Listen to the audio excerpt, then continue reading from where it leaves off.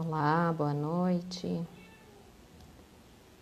Essa é a nossa live sobre hipoparatireoidismo.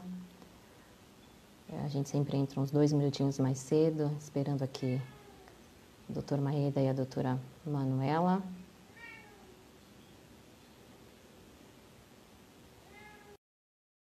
Vou incluí-los aqui.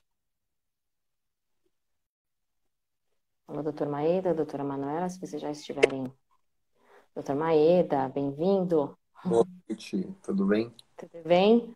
Vou tentar incluir a doutora Manuela aqui, tá?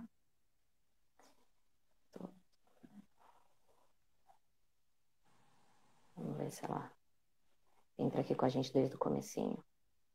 Doutora Manuela, se você já estiver por aí, me dá um aceno para a gente começar esse nosso bate-papo. Estou monitorando aqui também pelo computador. Uhum. A Débora. A Débora entrou, a Débora, minha É, professora do ano, tá aí também, que eu vi. acho que alguns colegas também, estou vendo alguns médicos. Vamos lá, cadê a doutora Manuela? Não estou vendo ela aqui por enquanto, mas vamos tentar mais um pouquinho. A gente sempre entra um pouco mais cedo. Uhum. Se você estiver vendo ela por aí, doutor, porque aqui para mim não está aparecendo. Tô vendo os nomes entrando. Uma coisa gozada, assim, a imagem, ela meio apaga, eu tenho que ficar tocando a tela, é assim mesmo? A imagem, eu estou te vendo perfeitamente, tá tranquila aqui a imagem para mim. Sabe quando o celular, ele sai a imagem? Quando você não vai... Ah. Não, não, ele não é para acontecer isso, não. É para a sua imagem ficar direto. Eu tô tendo que encostar nele, senão ela escurece. Eu tô. Hum.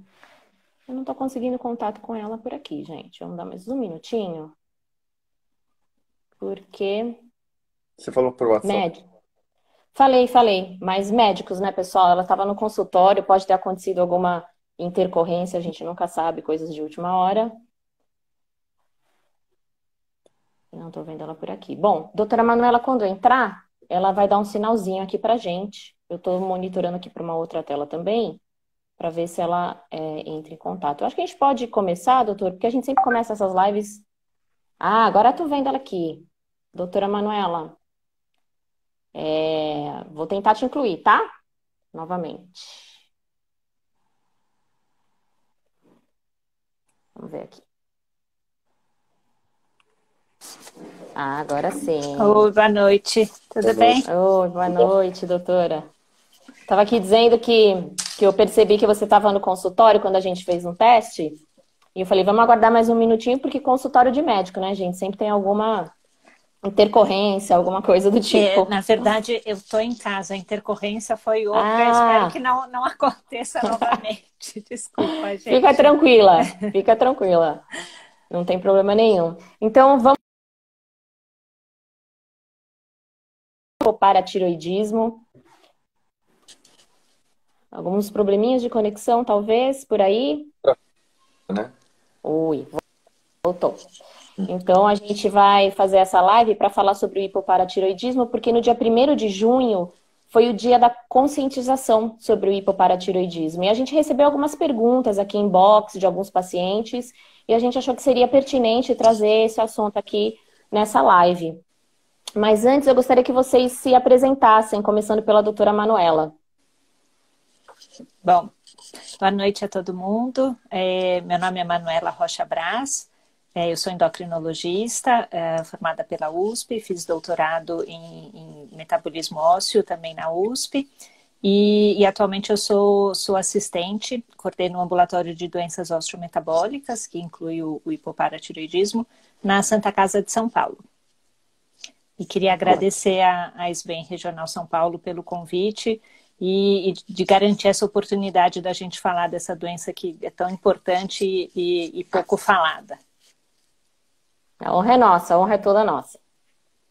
Bom, eu agradeço o convite da Regiane, nós já somos conhecidos há muito tempo. Só falando um pouquinho de mim, eu sou formado na Unicamp, fiz minha residência de endócrino na Santa Casa e atualmente eu trabalho lá na Escola Paulista de Medicina dentro do setor de doenças osteometabólicas, onde a gente também vê muitos casos de hipoparatiroidismo. E é o nosso ex-presidente, né? O ex-presidente da SBEM Regional São Paulo, foi presidente na gestão 2019 e no desafiador ano de 2020, né, doutor Maeda? Então a gente começa sempre perguntando o básico, porque tem gente que nunca ouviu falar da doença. O que que é o hipoparatiroidismo? E eu já emendo uma pergunta, se é uma doença exclusiva dos adultos ou se também pode acometer as crianças. Você quer falar, Manuela? Pode ser. Bom, o hipoparatireoidismo é um defeito primário da produção ou da secreção do paratormônio. E o paratormônio é o principal hormônio que regula o cálcio e ele tem uma influência importante também sobre o fósforo. Então, a falta desse hormônio vai levar a consequências principalmente no cálcio, que fica baixo, que dá a maioria dos sintomas é por causa disso. E o fósforo fica aumentado. E pode afetar crianças e adultos. É mais comum em adultos. A gente acho que vai comentar um pouco mais das causas, mas comete crianças também. Essa seria a próxima pergunta, doutor Maeda. Você quer falar um pouquinho para a gente quais são as causas do hipoparatiroidismo? Bom, basicamente, a grande maioria do universo de pacientes que tem essa doença tem um antecedente de uma cirurgia no pescoço. Em geral, são pacientes que vão fazer uma cirurgia da tireoide por causa de câncer, por causa de um bócio. Bócio significa tireoide grande, né? Quando ela fica muito grande e principalmente quando o paciente tem sintomas compressivos, quando talvez em algumas situações em que existe algum tumor ou outro fora da tireoide que tem grande manipulação no pescoço. Então, geralmente tem uma história cirúrgica que antecede o aparecimento do hipopara, né? E geralmente a instalação dele é muito rápida, né? Dentro das primeiras 24, 48 horas, os pacientes já começam a ter sintomas, né? Dentro das outras causas que a gente vê, a segunda que a gente poderia apontar é a destruição autoimune das paratireoides, né? E, de certo modo, dentro da endocrinologia, todas as glândulas que a gente estuda, a maioria delas tem a possibilidade de ter uma disfunção por conta autoimune. Isso inclui a paratireoide. E o resto, né, se a gente for pensar, são raridades, né? A gente lê nos rodapés do livro, às vezes em ambulatórios de universidades a gente vê casos raros, como, por exemplo, infiltração de metais, quando acontece depósito de ferro, de cobre. A gente pode ter por situações como... isso é descrito mais em livros. Eu, sinceramente, nunca vi, mas destruição por radiodo, destruição por infiltração de doenças granulomatosas, que a gente fala, como tuberculose, sarcoidose, por aí vai, né? E a gente tem também um público que tem a forma, digamos assim, congênita, que nasce com a doença, que é mais raro ainda, né? E eles têm defeitos genéticos que podem afetar ou a formação das paratireoides ou a secreção do PTH. Veio uma pergunta aqui da doutora Raquel Giovanella. Ela pergunta se a hepatopatia e álcool, se isso pode ser uma causa de hipopara. Olha, que eu saiba, não me Eu também recordo nunca vi descrito. nada a respeito. É importante ressaltar, né, que a hepatopatia ela pode afetar a formação de uma das etapas da vitamina D, mas a gente vê algum prejuízo nesse sentido num paciente que já tem uma disfunção muito grave do fígado, né? E dificilmente a gente vê hipocalcemia nessas situações, né? Então, lembrando que o que marca o hipoparatiroidismo, mais do que a gente ter o pTH baixo, é a hipocalcemia. Tá? E isso tem sintomas também, né? Você já pegou, doutora Manuela, já atendeu algum paciente com um caso um pouco mais raro, assim, de hipopara no seu consultório ou é infrequente mesmo? É infrequente mesmo. A gente tem isso até mais na Santa Casa, ou já vi no HC também, casos de síndromes genéticas, mas realmente é muito raro. Existem doenças que podem gerar alguma suspeita de diagnóstico do hipoparatireoidismo? Por exemplo, a catarata, enfim, algo no cérebro, existe isso? Bom, muitas vezes os pacientes eles têm um diagnóstico muito tardio da doença, né? Mesmo com antecedente de uma tiroidectomia, às vezes tem alguns que ficam anos aí girando os consultórios e médicos do SUS até que alguém estabeleça esse diagnóstico, né? Então, num paciente que fica muitos anos com a doença descontrolada, às vezes a gente encontra essas manifestações, sejam elas a catarata ou calcificações intracerebrais, a gente pode começar a desconfiar. O que a gente precisa ressaltar também é que dentro da crise convulsiva, lógico que existem muitos pacientes que têm isso, como de epilepsia. Um universo muito pequeno desses pacientes tem como causa a hipocalcemia. É importante no paciente que tem esse histórico ser feita a investigação e a dosagem do cálcio, né? Porque se a gente descobre isso como causa das crises convulsivas, quando a gente começa a tratar esse paciente, praticamente as crises convulsivas elas param, né? Inclusive os anticonvulsivantes eles podem ser descontinuados. Doutor, a gente pode falar que o hipopara é uma doença rara? Ela é classificada como uma doença rara? Sim. É classificado. Desculpa. Pode falar. Uhum. É classificado como uma doença rara, sim. A prevalência estimada é difícil ter esse número ao certo, mas se estima que seja alguma coisa como 25 para cada 100 mil pessoas. Então, realmente bem raro. Um pouco mais frequente é o hipoparatireoidismo que acontece depois da cirurgia cervical, mas que na maior parte das vezes é reversível. Então, isso é mais frequente e uma pequena parcela desses fica definitivo. E, doutor Maeda, quais são os principais sintomas? Você falou que muitas vezes os pacientes, quando fazem a cirurgia de retirada da tireoide, já podem apresentar sintomas, mas quais seriam eles?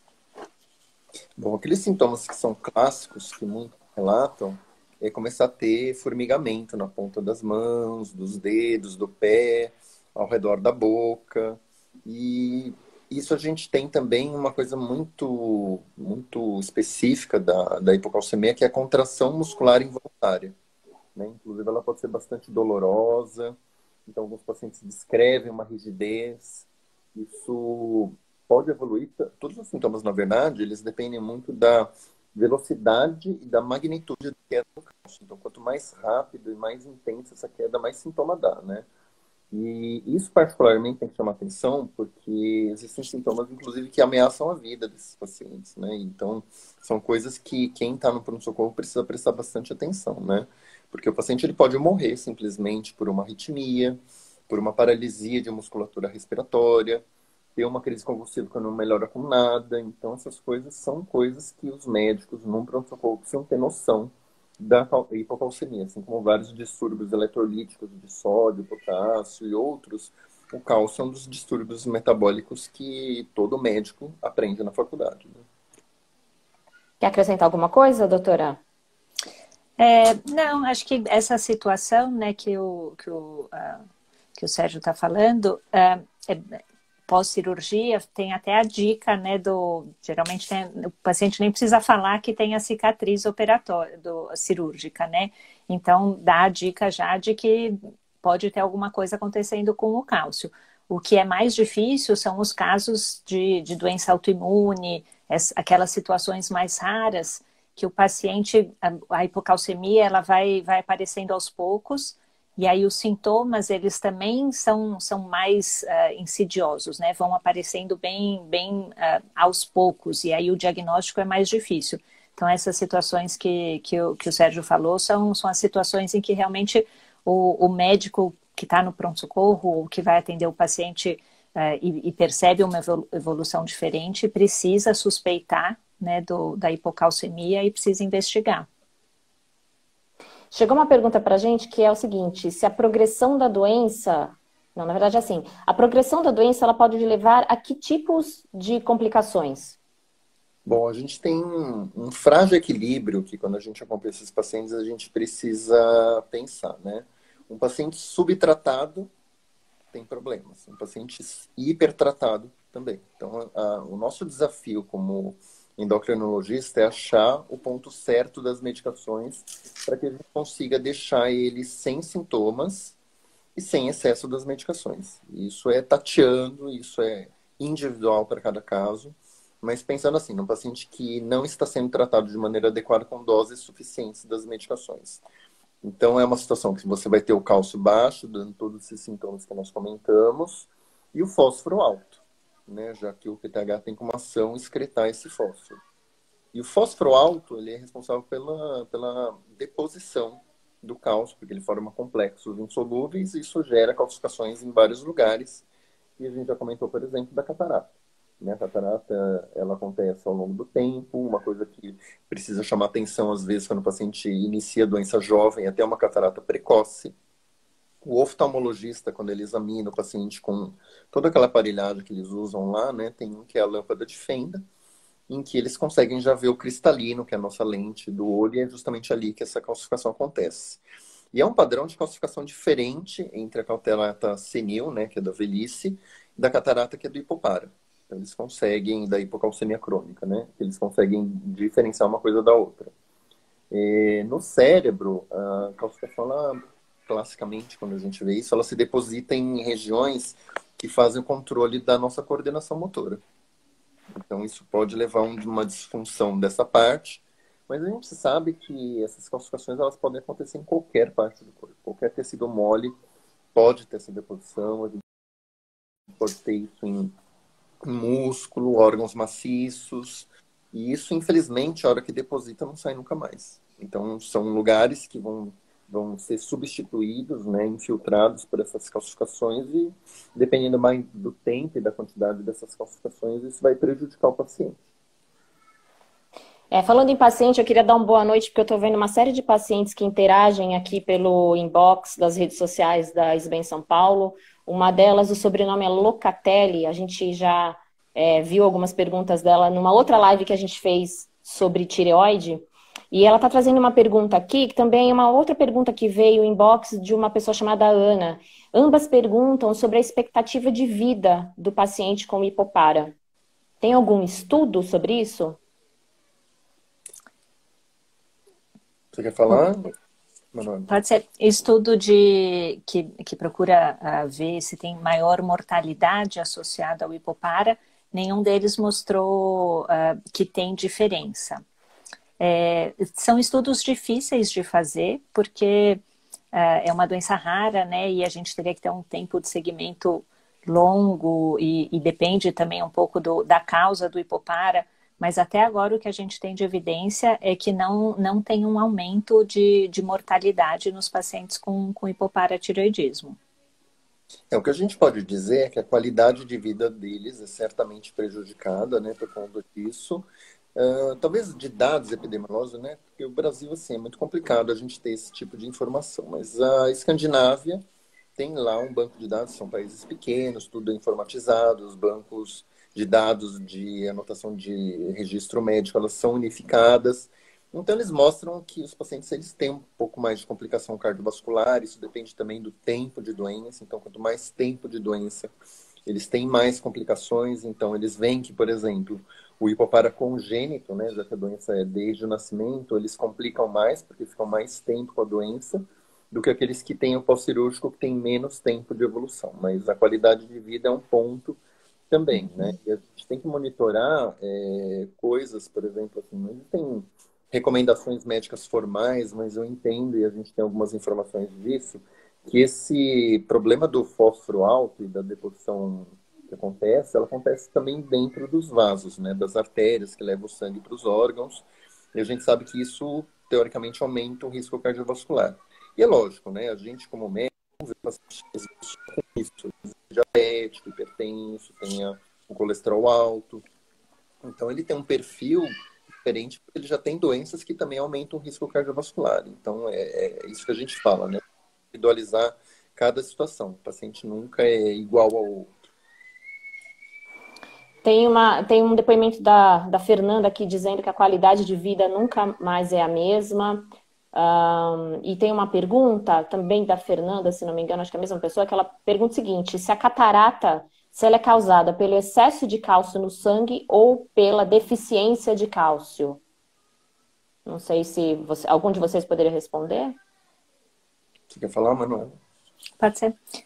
Provavelmente ela é causada pelo excesso de fósforo, tá? Que acaba levando a essa deposição, né? O fósforo aumentado, a gente tem uma coisa que a gente chama de produto cálcio-fósforo, que quando está elevado, ele acaba levando a deposição, né? E no caso do hipopara, é por causa do fósforo muito elevado que acaba aumentando esse produto e fazendo a deposição. Vamos falar um pouquinho de tratamento agora? qual seria o tratamento padrão para os casos de hipoparatiroidismo? Bom, vamos lá. A gente, como endocrinologista, a gente, em geral, quando a gente se depara com a deficiência hormonal, que acontece em várias outras glândulas, a gente tenta fazer uma substituição daquilo que o organismo faz, né? Então, por exemplo, se o paciente tem hipotiroidismo, a gente vai repor o hormônio tiroidiano. No caso da paratiroide, é a última deficiência hormonal na qual a gente não usa PTH como tratamento padrão. Então, há décadas, o que a gente faz é usar cálcio e vitamina D. A gente pode considerar em algumas situações, né, por exemplo, né, nessa situação, o PTH ele ajuda a reabsorver o cálcio no rim. Quando o paciente tem hipopara e o PTH é baixo, aquilo que a gente dá de cálcio começa a sair parte disso pela urina, né? Que ele não segura justamente porque ele não tem PTH. Então, uma estratégia, em alguns casos, quando a gente monitora a calciúria, né, que é o cálcio na urina, é a gente utilizar diuréticos tiazídicos que ajudam a segurar um pouco essa perda. Em raras as situações, quando o cálcio fica muito alto, existe a possibilidade, por conta desse problema que a Manuela comentou, da possibilidade de se usar quelante de fósforo. Mas na prática, a maior parte dos pacientes a gente não precisa usar. Basta que a gente ajuste o cálcio, né, o cálcio subindo um pouquinho. Em média, o PTH ele já tende a voltar ao normal, justamente porque tem essa dinâmica entre os dois íons, cálcio e fósforo. E, doutora Manuela, a vitamina D entra como parte do tratamento também ou não tem nada a ver? Entra. O tratamento é principalmente o cálcio e a gente dá a vitamina D preferencialmente já na forma ativa, porque o PTH ele atua na última etapa de ativação da vitamina D. Então, na ausência do PTH, se a gente der a vitamina D que a gente dá habitualmente, a gente não tem essa última ativação. Então, preferencialmente, a gente usa a vitamina D já ativa, que é o calcitriol. E aí, habitualmente, a gente dá também a vitamina D não ativa, porque existem outras ações não clássicas, né, que a vitamina D faz, então a gente acaba suplementando também um pouco dessa outra vitamina D para essas outras ações. Mas pensando puramente no metabolismo de cálcio e fósforo, o principal tratamento é o cálcio e essa vitamina D já ativa. E o problema é justamente isso que o Sérgio já comentou, que ele serve para controlar o cálcio, né, os níveis no sangue de cálcio, mas ele não tem os mesmos efeitos que o PTH. Então, por exemplo, não reabsorve o cálcio urinário. Então, acaba tendo essa perda urinária de cálcio. Eu quero aproveitar para dar boa noite aqui para a doutora Fernanda Brunati, que está aqui com o perfil dela do Instagram, que é o Panela Magrela. É sua aluna, né, doutor Maeda? Ela é parceira nossa aqui da SBEM São Paulo. Minha aluna. Uma pergunta aí, né? Ela deixou uma pergunta que é a seguinte: se a doença renal crônica pode causar o hipopara? Na verdade, o que acontece, né? O rim é um dos órgãos centrais do metabolismo ósseo e o paciente com doença renal crônica, ele pode fazer uma hipocalcemia. Mas a gente não chama isso de hipopara. Na verdade, eles fazem um hiperparatiroidismo compensatório, que não consegue corrigir, obviamente, e eles cursam com uma hipocalcemia, mas não é tão intensa como no hipopara que a gente está discutindo hoje. É muito complexo isso, né? Uma outra doença, mas na verdade existe toda uma mudança, né, no paciente que tem a doença renal crônica, na qual ele diminui a produção renal de vitamina D ativa, ele acumula fósforo, porque o rim não consegue excretar, isso provoca hipocalcemia. Os sensores da paratiroide lá que fazem a secreção do PTH ficam alterados também. Existe a produção de uma substância aí que é o FGF23 também, que ajuda a dar uma desbalançada em tudo. Então, é uma outra doença, né? Na verdade, tem uma hipocalcemia leve, mas não é a gente pode chamar isso de hipopara, tá? Tá. E, doutora Manuela, existem alguns alimentos que devem ser evitados ou eliminados da dieta de quem tem o hipoparatiroidismo? É uma pergunta que surgiu aqui também, dos seguidores. Não é obrigatório, mas por conta dessa maior chance do fósforo ficar alto e isso ter as consequências da deposição do produto cálcio-fósforo, se o paciente tem o fósforo mais alto, a gente orienta a diminuir os alimentos ricos em fósforo. E uma das principais fontes de fósforo são também as principais fontes de cálcio, né? Que é o leite e os derivados. Então, uma ideia, né, seria de que, bom, então eu vou conseguir o cálcio na alimentação, tomando bastante leite, comendo bastante queijo, de fato uma fonte de cálcio, mas se o fósforo estiver ficando alto, é uma das primeiras coisas que a gente corta na alimentação. E aí a gente suplementa. Muita carne, eu acho que também é uma fonte de fósforo. E uma coisa que eu aproveito aqui para a nossa plateia, que é importante comentar, são os refrigerantes à base de cola. Coca-Cola e Pepsi, fosfórico. Então, é uma coisa que o ideal é evitar, né? Refrigerante não é bom de qualquer jeito, né? Mas esses, em específico, para hipopara, não é o ideal. Vamos cortar o refrigerante, né, gente? Porque a gente fala muito aqui nas redes sociais da SBEM São Paulo a importância de cortar os alimentos ultraprocessados, a gente manter uma dieta equilibrada, saudável. Então vamos beber água, porque a água realmente não está fazendo bem para ninguém o refrigerante. Né? Não faz mesmo. Tem alguma... A gente estava falando de tratamento e medicamento, doutor Maída, mas eu me lembro de ter conversado com você e você ter falado alguma coisa sobre novidade medicamentosa. Você podia trazer isso um pouco para a gente? A conexão dele deu uma travada aqui.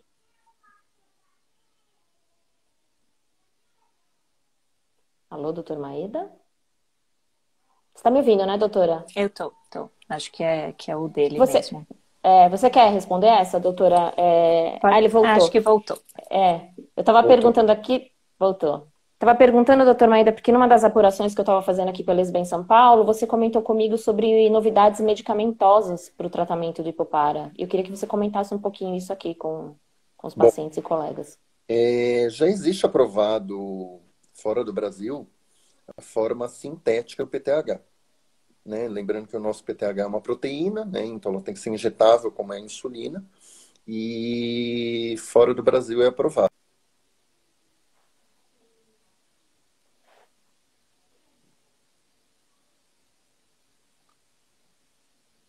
Deu uma travadinha aqui pra gente. Agora. Acho que a conexão do doutor... Travou, doutor. Você pode voltou, repetir? Voltou. Repete pra gente, porque travou bem no meio. Então vamos lá. Então lembrando que o PTH que existe no nosso corpo, ele é uma proteína. Né? Então tentaram sintetizar isso, né, por biologia molecular, e ele pode ser feito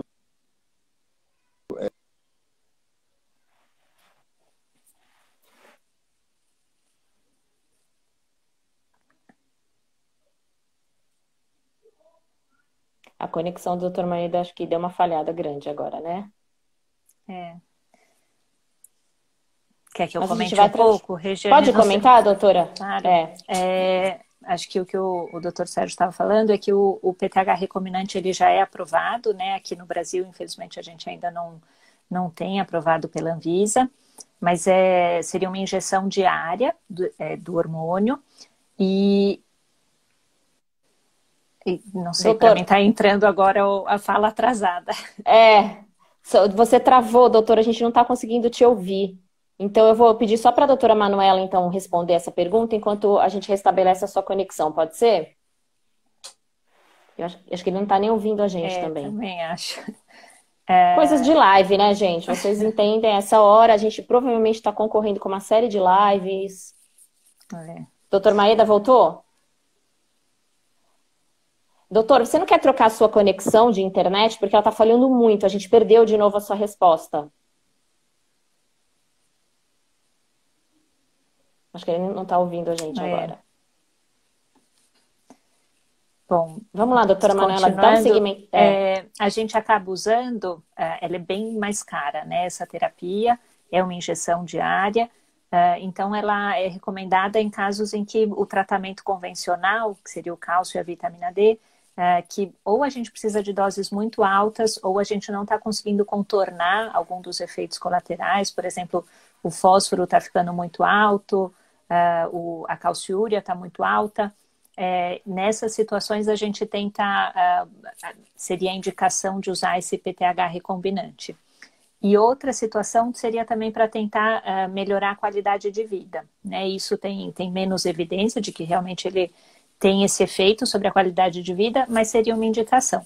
Tem relatos de pacientes que uma das coisas, né, da qualidade de vida que fica pior no hipopara, uma coisa que os pacientes reclamam bastante é uma sensação de névoa na cabeça. E isso tem relato que com o PTH recombinante que melhora essa sensação. Então, essas são as principais indicações. Na maioria das vezes, a gente não...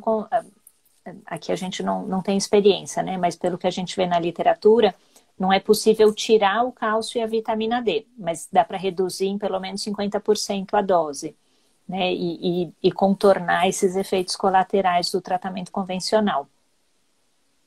Voltou, doutor? Voltou. Coisas de live, coisas da live e da concorrência das lives às 19 horas. A doutora Manuela... A doutora Manuela respondeu aqui. E tem uma pergunta, gente, que surgiu. Vamos ver se você consegue responder então, doutor. Que é da doutora Cíntia Barbosa. Ela fala o seguinte. Ela quer um pouquinho de explicação sobre o segmento laboratorial.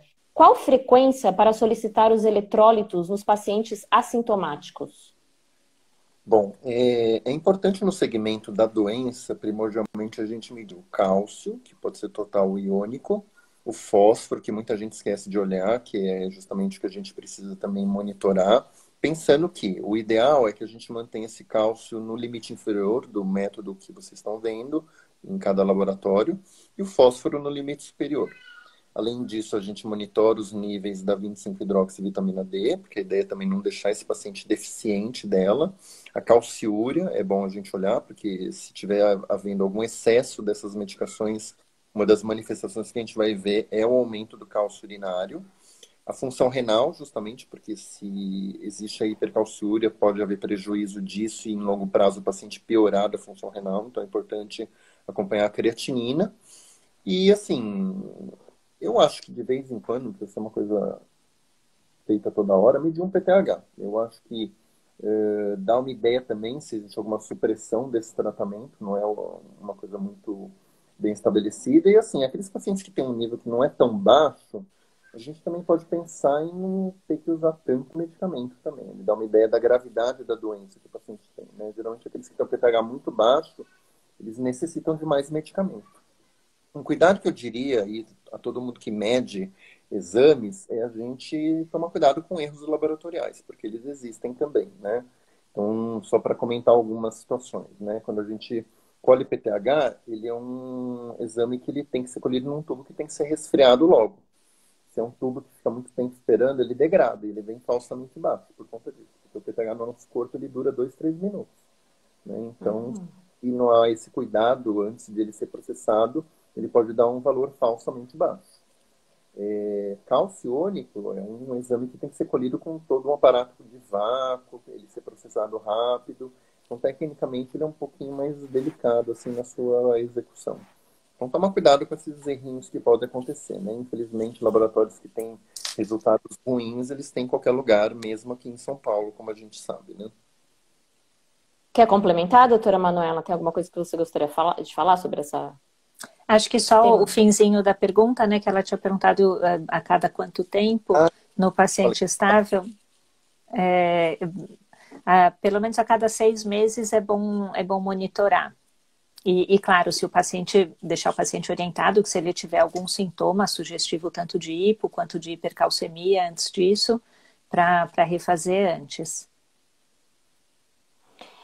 Eu vou começar a ler mais algumas perguntas que estão surgindo aqui, tá, pessoal? Tem uma pergunta que ela queria ouvir orientações de vocês sobre a gravidez, riscos e cuidados, porque ela tem hipoparatiroidismo. Tem alguma recomendação específica? Bom, na gravidez é uma situação muito rara. Se a doença já é rara, imagina a paciente com hipopara grávida, né? A gravidez ela é uma situação que muda muita coisa no organismo da mulher, mesmo quando ela não tem hipopara, né? Mas, de certo modo, a placenta ela dá uma protegida no bebê, né? Então, é uma coisa que ela tenta... E ela tenta realmente proteger o bebê. De qualquer maneira, assim, né? Um recado assim para quem é endocrinologista e está nos ouvindo aqui também, né? Esse manejo, obviamente, a gente tem que ver a mãe muito de perto, né? Em intervalos aí de 2, 3 meses ou mensalmente, dependendo do caso da gravidade desse Epopara. E é muito importante que essa mãe não fique hipocalcêmica durante a gravidez, porque isso acaba, o bebê ele depende totalmente da mãe, né? E o bebê fica com uma tendência de hipocalcemia, ele pode, como a paratiroide dele é normal, ele desenvolver um hiperparatiroidismo por conta da hipocalcemia da mãe. Lembrando que a mãe não tem o funcionamento, mas o bebê tem, né? Então, se ele fica hipocalcêmico, a paratiroide dele hipertrofia.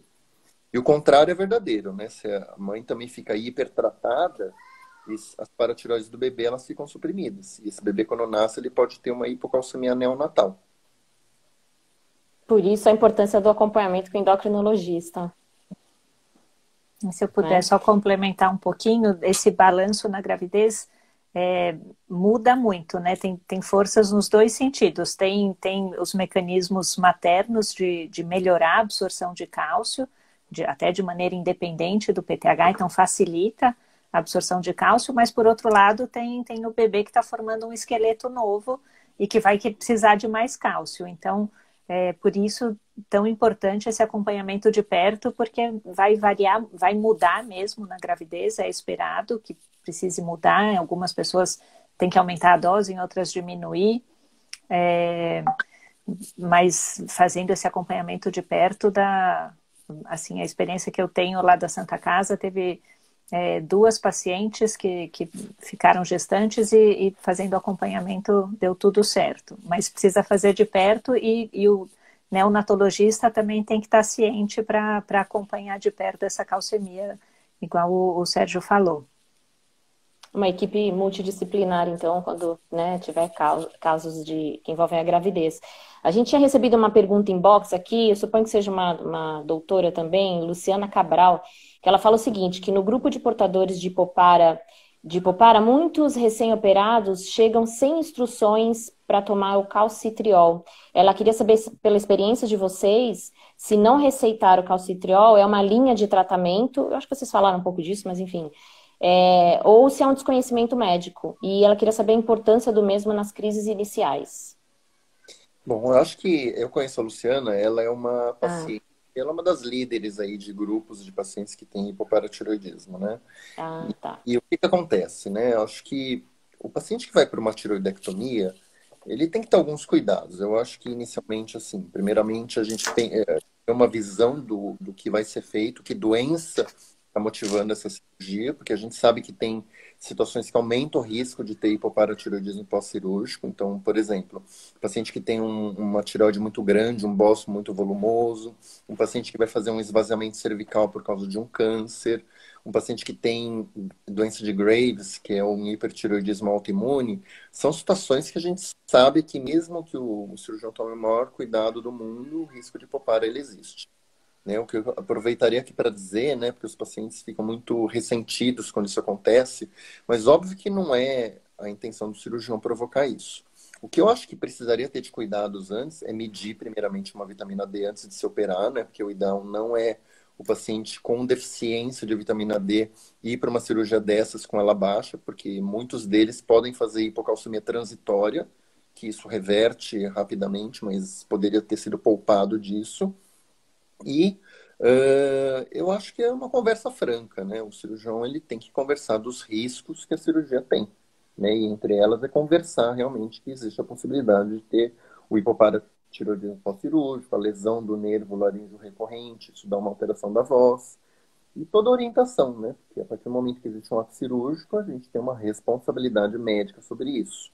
Então, acho que é uma conversa muito franca que tem que ser feita, né? E o paciente, nesse período que ele faz a cirurgia, logo no pós-operatório, nos primeiros dias, que a gente sabe que é o que os sintomas aparecem, ele tem que estar muito bem orientado, monitorado, orientado a ir a um pronto-socorro, se necessário. E aí é uma cadeia de problemas, né? Porque a gente sabe também que o médico que está no pronto-socorro muitas vezes não presta atenção. O paciente chega, conta que fez uma tiroidectomia, que está com sintomas compatíveis de hipocalcemia, a pessoa não pensa que pode ser isso. Né? E muitos pacientes me contam que eles são tratados como uma crise histérica. né? Chega com um formigamento na mão, a pessoa que atende pensa que é uma crise histérica e dá diazepam. Então é muito, né? Porque se ele tiver uma hipocalcemia grave, ele pode ter até um óbito ali, né? Então é uma coisa muito grave, né? É um paciente que chegou no pronto-socorro, ele precisa de uma monitorização cardíaca, né? Porque o coração ele precisa do cálcio para ter os batimentos corretos, né? E se você tem uma hipocalcemia, isso é bem grave, né? Quer complementar, doutora? Não, só concordo com tudo que o Sérgio falou, só não é obrigatório deixar o calcitriol, né? Depende bastante de como foi a cirurgia, até é possível dosar também o PTH durante a cirurgia ou logo depois da cirurgia para ter uma ideia se ele realmente caiu bastante. E aí, dependendo de cada caso, né, casos de cirurgia mais extensa, ou essas que o Sérgio comentou, que tem um risco maior de levar o hipopara pós-cirúrgico, nesses casos é possível deixar o calcitriol, sim, mas nem sempre é obrigatório. Então, teria que avaliar caso a caso mesmo. O ideal seria uma monitorização precoce, né? O paciente fez uma cirurgia, ele ser avaliado dentro de 5, 7 dias depois, com alguns exames, né? Acho que era importante ter esse tipo de segmento. A gente sabe que, dependendo do sistema de saúde, se é público ou privado, existem todas as dificuldades relacionadas a isso, né? Uhum. Já existe também uma dificuldade até de avaliar se todo nódulo de tireoide precisa ser operado, né, doutor?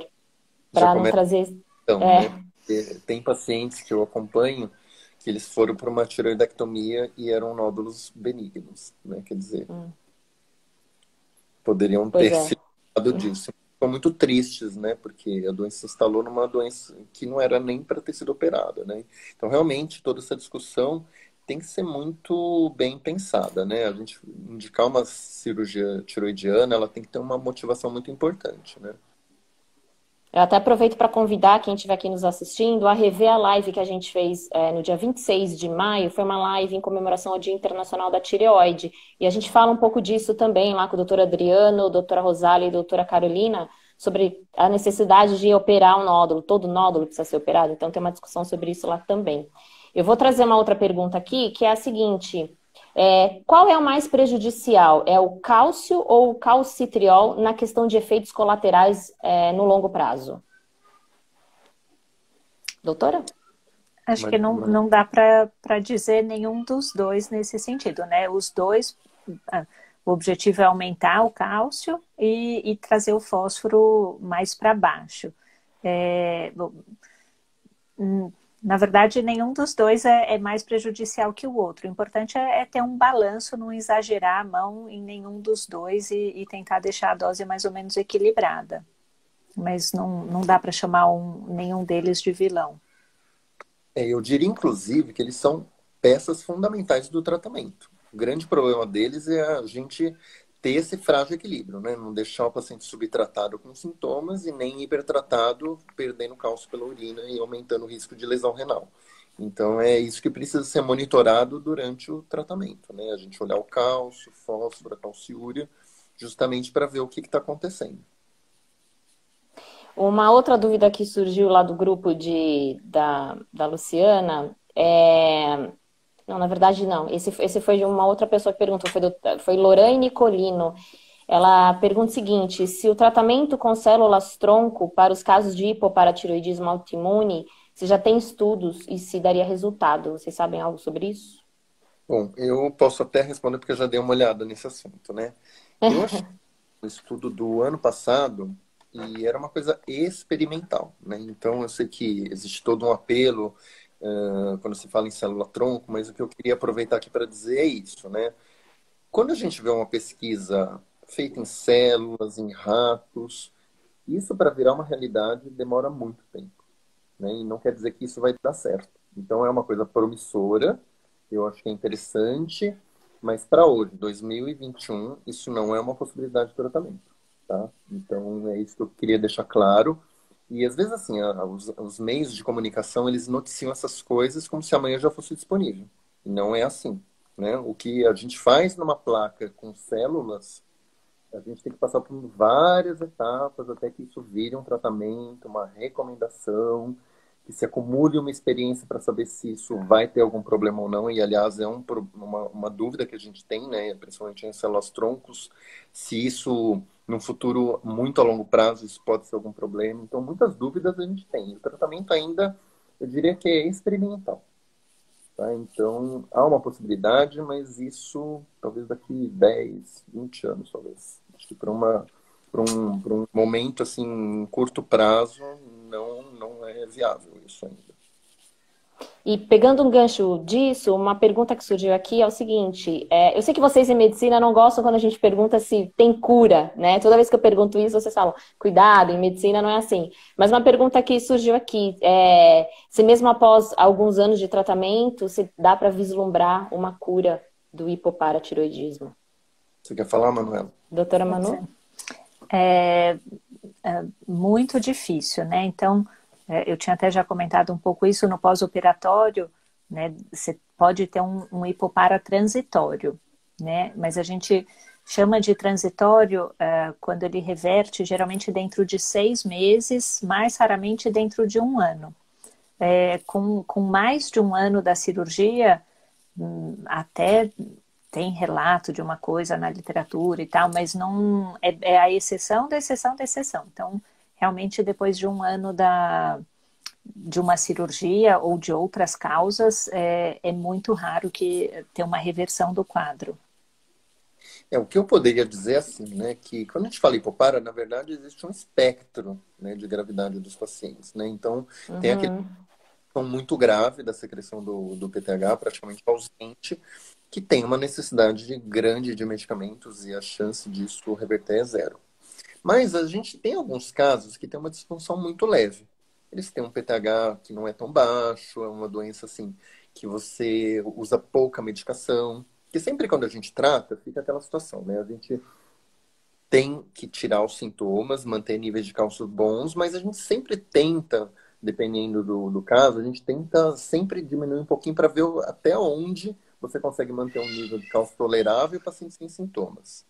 E tem alguns casos que a gente tem, eu posso contar isso do nosso ambulatório, né? De pacientes que tinham hipopara assim, de muito longo prazo, mais de 10 anos, 15 anos, que tinha aquele hipopara bem levinho, e a gente foi devagarzinho tirando, e a gente pode dizer, uns 2 ou 3 dos 150 que a gente tem lá, a gente acha que eles estão com uma doença que praticamente reverteu.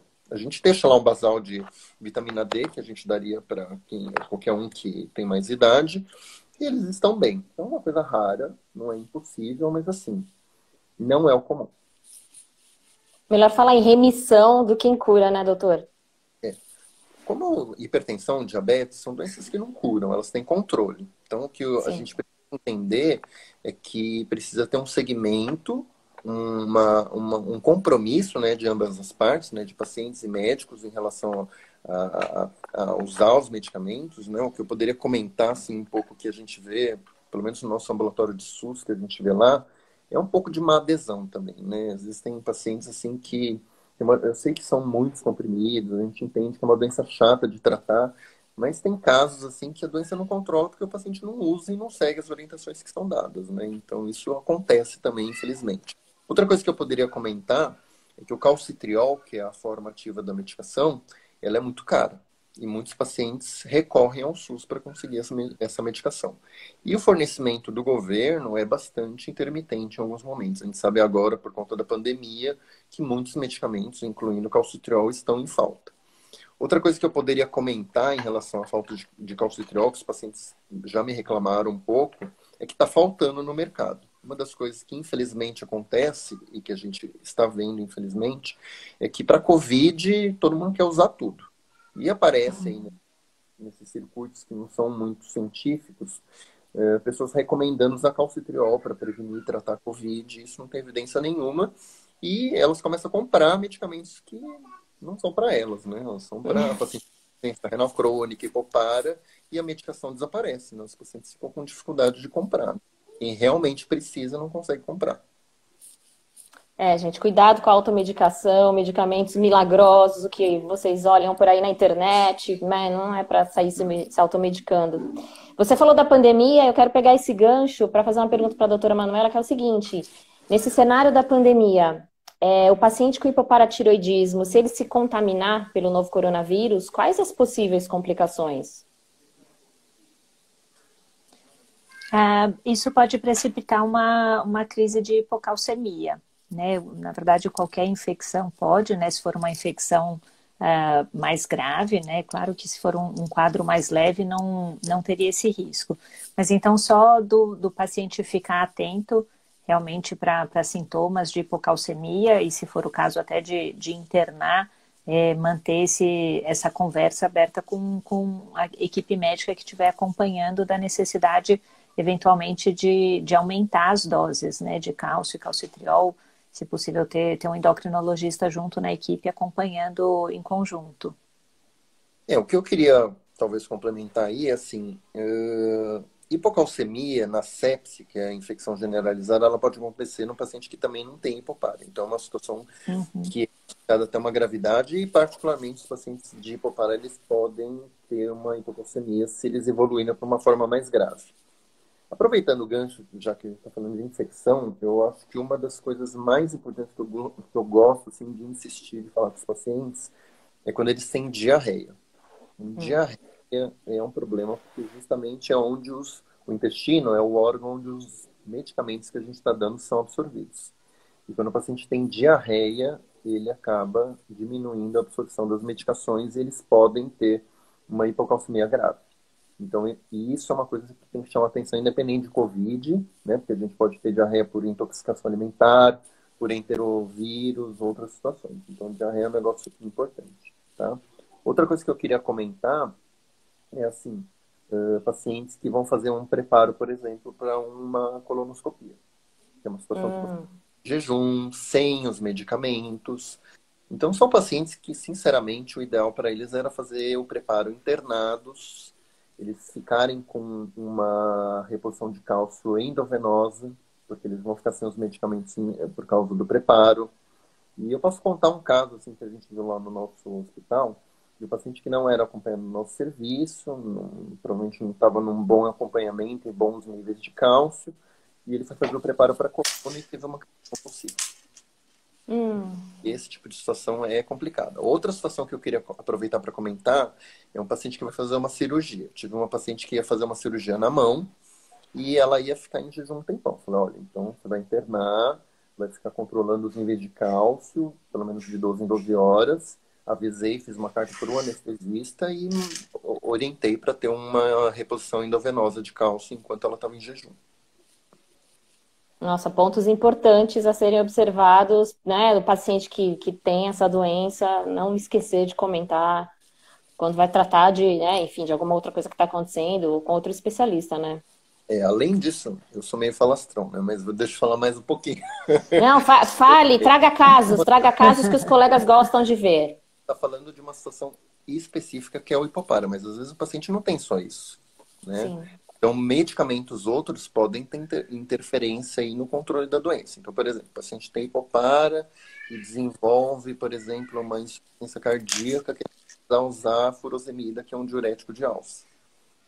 Esse diurético ele pode aumentar a calciúria e descompensar o hipopara. O paciente começa a ter mais hipocalcemia, então ele vai precisar de um ajuste da medicação.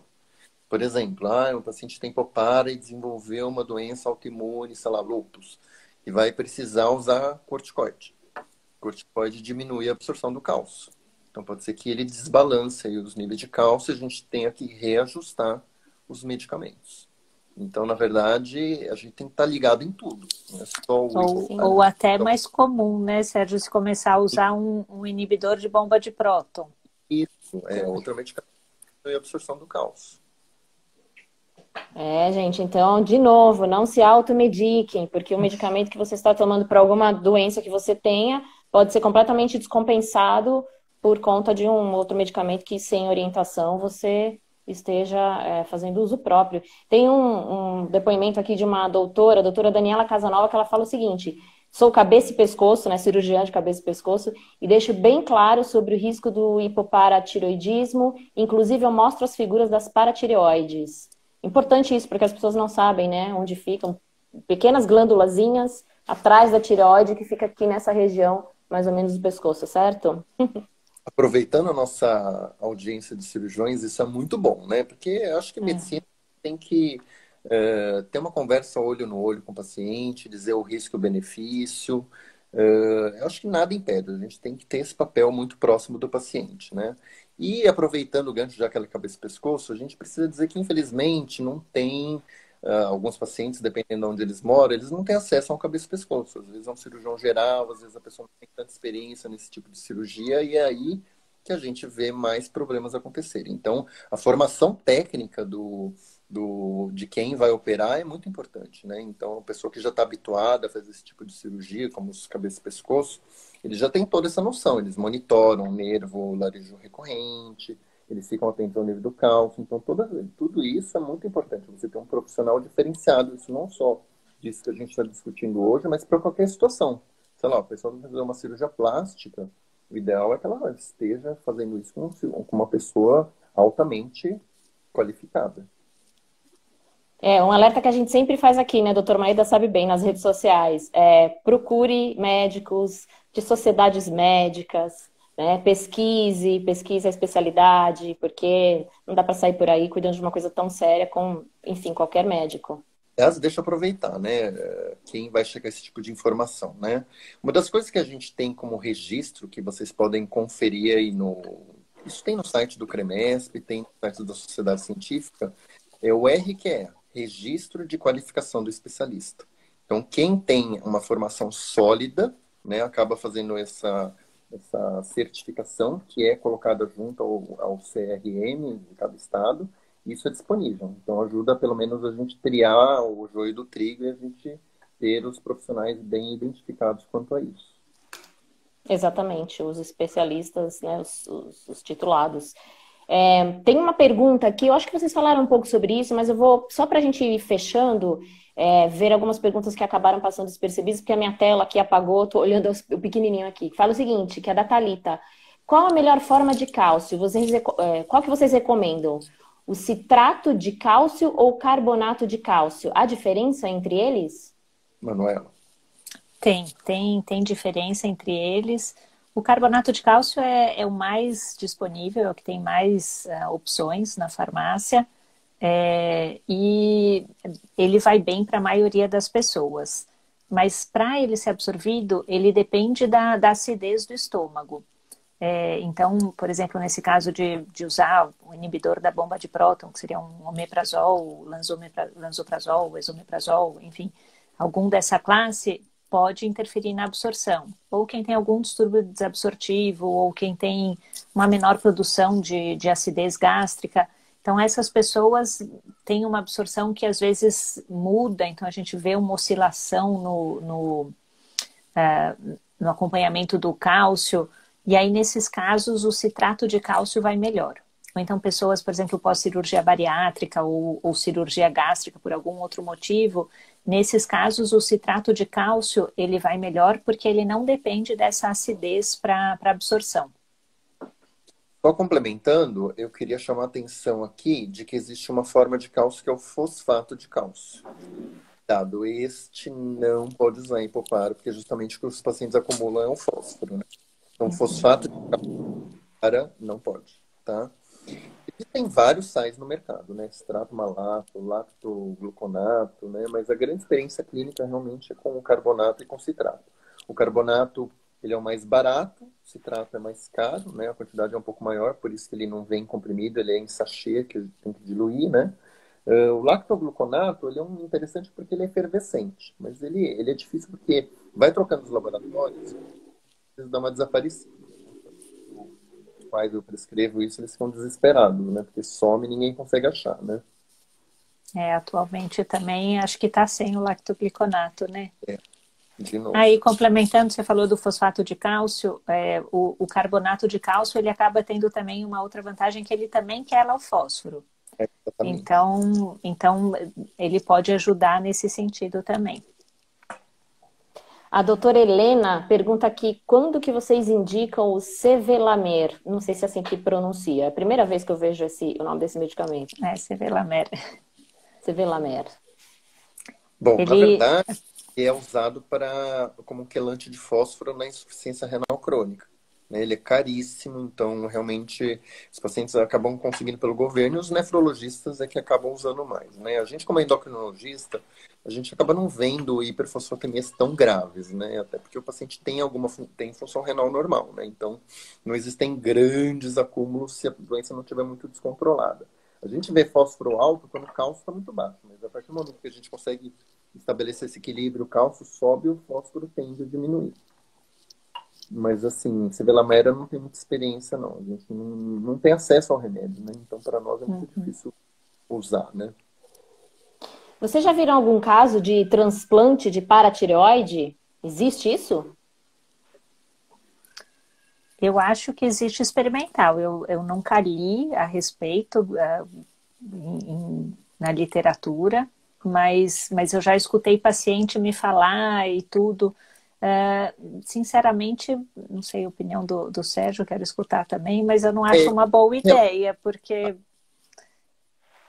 Mas o que acontece, assim, por exemplo, tem até uma cirurgiã nos ouvindo, né? Mas quando eles fazem a tiroidectomia, acidentalmente eles veem uma paratireoide, eles têm uma tendência de autoimplantar aquilo que foi tirado, né? Isso é uma coisa que eles costumam. Quando a cirurgia é muito difícil, às vezes acaba vindo junto e eles, pelo que eu escuto, às vezes eles autoimplantam aquilo que eles tiraram, né? Então a gente vê o autoimplante, né? Mas, assim, transplantar de outros pacientes é coisa, assim, de relatos. Assim, não é uma coisa que é feita sistematicamente. A experiência dos grupos é muito pequena, assim. Então, isso nem é uma recomendação.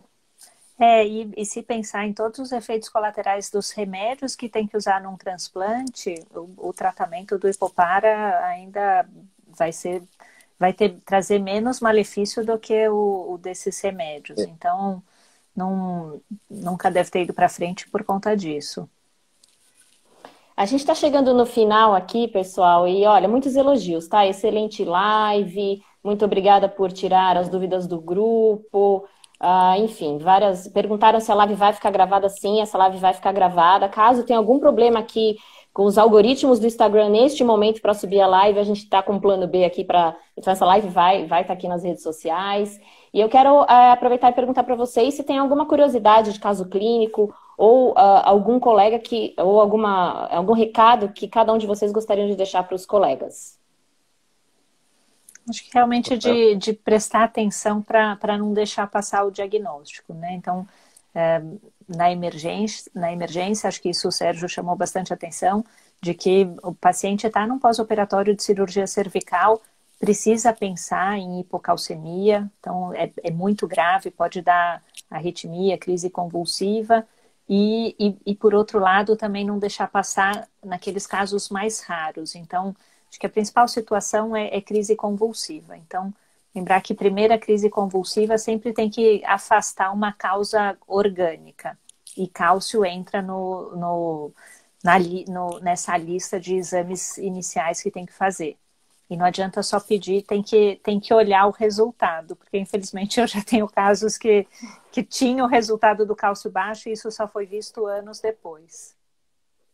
Olha aí.